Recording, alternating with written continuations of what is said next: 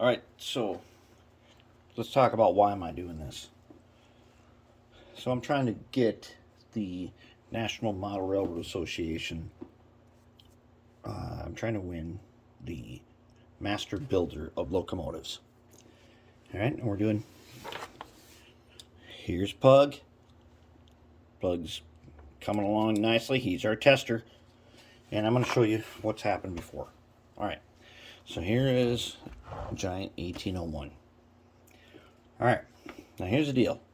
So you put these in. There are two ways to do this. One, you build a model like this, and then you have three members in good standing come over and they evaluate it according to this five category thing, which we're going to go over, and they give you points on it.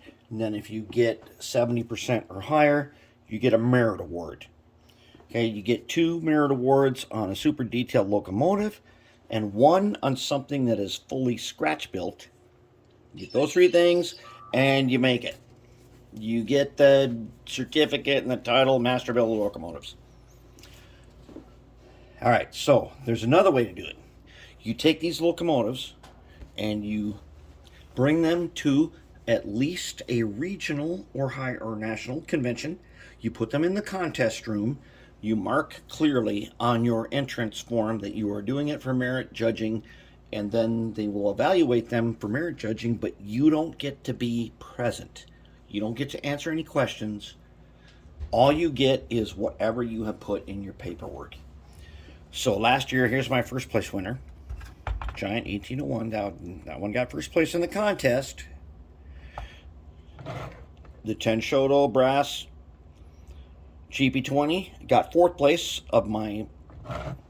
I got all top 5 places because no one else entered one for merit judging. So I won all those. Here's the thing. Here's what I got for a score. Here's my paperwork. My score was 56 points. All right. There are 5 categories: construction, detail, conformity, finish and lettering, scratch built. All right. They add up to 125. You got to get 70%, which is in theory 87.5, but in reality there's no half points. You need 88 points. I didn't get it. Okay, so there are 5 things you got to do. The first one is construction, which is worth 40 points. They got to consider the complexity of your construction and the quality. So you go across and you go down, you get this matrix and stuff, and you end up some points, and you look at it, oh, that's pretty cool, so somewhere in the middle, and they gave me 14 out of 40. So they did not consider my construction to be very complex, and they didn't consider it to be of that great of a quality. So they gave me 14 points. Okay, then go to details. The maximum points is for the amount of details and how hard they are to put on. You can get 20 points. I got 12. Now this one here had a ton of details, but they didn't consider them that complicated. So they gave me 12. Not terrible. Not great, but not terrible. All right, then you go to conformity. Now here's the problem. Conformity, you must ask the question, is it logical? And you must make a case that it is actually logical. Let me show you what I got in conformity. 2 points. Despite the fact that they thought this looked like an awesome locomotive that you might see at any old grain elevator, they gave me only 2 points on conformity. Which means they didn't consider it very prototype, and they did not consider that it was really very logical. So they dinged me on that. They gave me 2 points. And that's enough to knock me out. That knocked me out right away. Now, in finishing lettering, I use contrast paint. And then I cut these decals out with the Cricut. Out of 25 points, I got 22. Because they loved the finish and the lettering. And here's the thing, you can see the finish and lettering. Same with this guy. He got 4th place. The finish and lettering they thought was amazing. They gave me 22 points on him. And I totally understand that. I've done a lot of judging, and I've never given out the highest amount of points.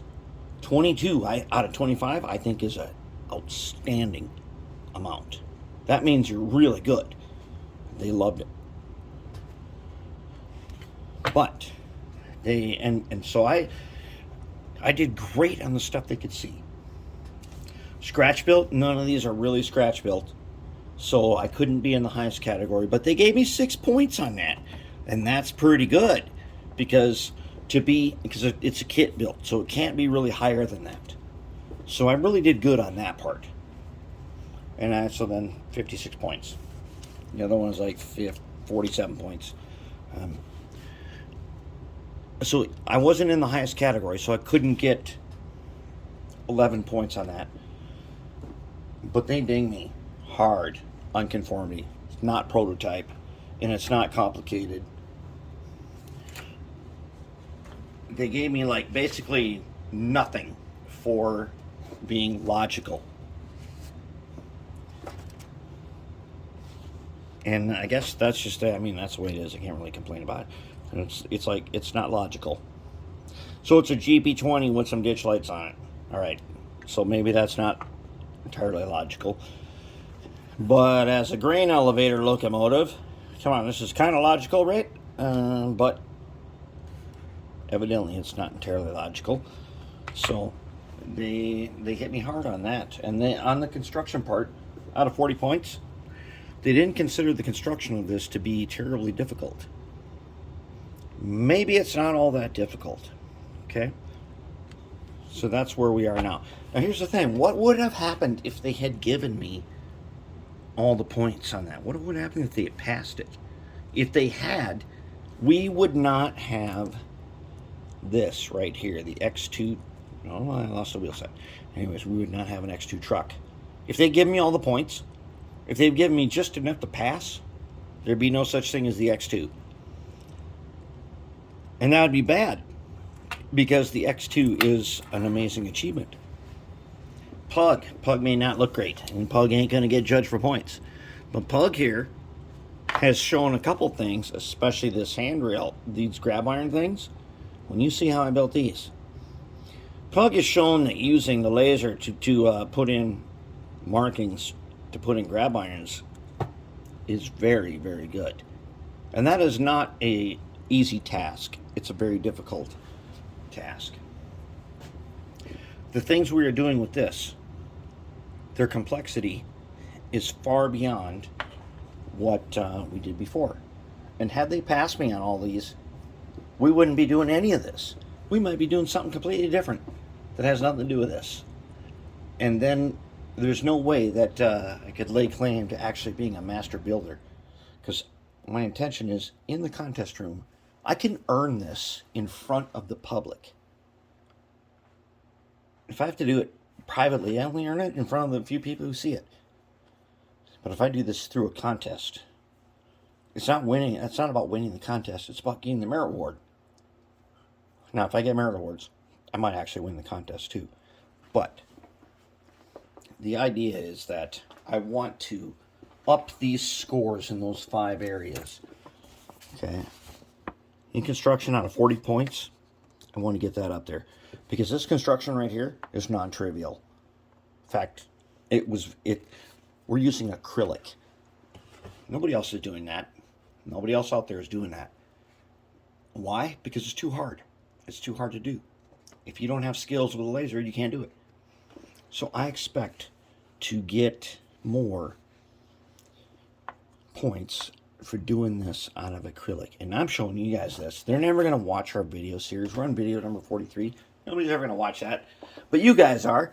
So you know that on my limited budget, I can do this. If I can do it, that means that you can do it. If I can learn it, you can learn it. It's hard. But if I'm doing it, you can do it. And you should believe that. It's not that hard that you can't do it.